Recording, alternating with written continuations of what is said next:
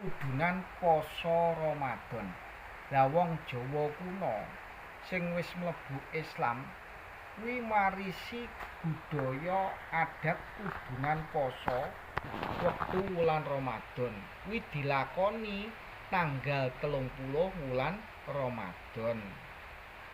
Lah biasane kuwi dilakoni nang omahe dhewe-dhewe lur. Biasane slametan udunan iki dienekne nang omah-omah. Lah dene ket mulai bar beduk kae tanggal 30 poso kae. Pokoke akhir bulan Ramadan ya, sosok bulan Ramadan ki posone gur 29 dina. Lek 29 dina ya pas tanggal 29 dina kae. Pas 29 bulan poso. Lah kuwi ngenekne slametan udunan. Biasane nang omahe dhewe-dhewe. Lek cilik aku mbirian wah jenenge wis tanggal 30 poso udunan kae lho. Wah benduren ki gentenan. Kanggane iki bar iki berkat ki jan blader tenan.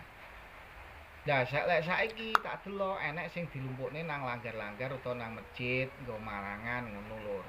Soale apa? Jamane iki kan wis jaman sibuk banget to lur saiki. Kok dipadane kaya mbiyene piye wong ora ngerti kesibukane. Sing penting adat kuwi kan sik enek to lur, ora ketang, ora kaya mbiyen tapi ora ketang titik-titik sik enek ngono lho lur. Kuwi jenenge adat udunan poso dilakoni malem tanggal 1 Syawal.